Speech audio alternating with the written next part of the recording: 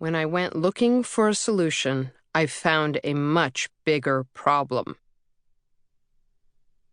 The note in my calendar, put there on April 14th, 2008, says, "Find a spine surgeon." For decades, I'd sought to avoid open warfare with my back, but on that date, the truce officially ended. Over the years, I'd spent a fortune on chiropractic care, acupuncture, physical therapy, and massage. I'd signed up for Pilates, yoga, Tai Chi, and strength training, but instead of abating, my pain intensified. By 2007, I could not sit or walk comfortably for more than a few minutes. My hip ached and my right leg was on fire. There seemed to be no escaping the pain. Like a rat in a lab experiment, without a prayer of avoiding the offending stimulus, I felt anxious, angry, and trapped. When my dear friend Stacy asked me to join her on a hiking trip in the Peruvian Andes, I told her I could not manage it. My anatomy was holding me hostage. Instead of climbing mountains, I would be going under the knife. I thought fixing my back would be as straightforward as fixing a broken wrist. I'd find a surgeon and get it done. But as I made my way through overwhelming amounts of material on the internet, I saw that I was wrong.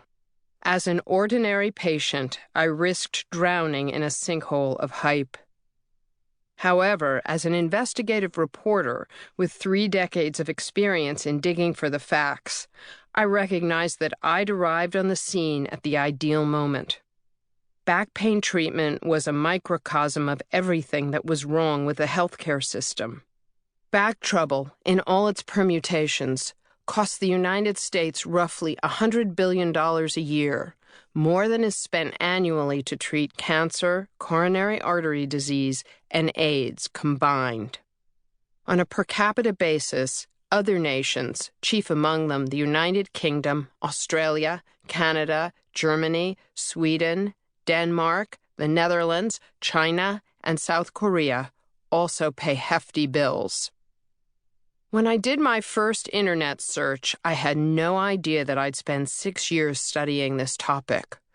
Nor did I realize that in the interim, procedures that, for decades, had been upheld as the gold standard in spine care would be relegated to the dusty and crowded shelves of misguided medicine.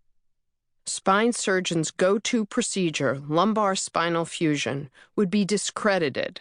Primary care doctors would find that they'd launched a prescription opioid epidemic, and interventional pain physicians, those who perform epidural spinal injections, would be faced with evidence that their shots didn't work. Federal prosecutors would punish device manufacturers for selling spinal instrumentation that was inadequately tested. Painkiller manufacturers and the U.S. Food and Drug Administration would be found tucked into bed with each other, working the drug approval process without regard to patients' best interests.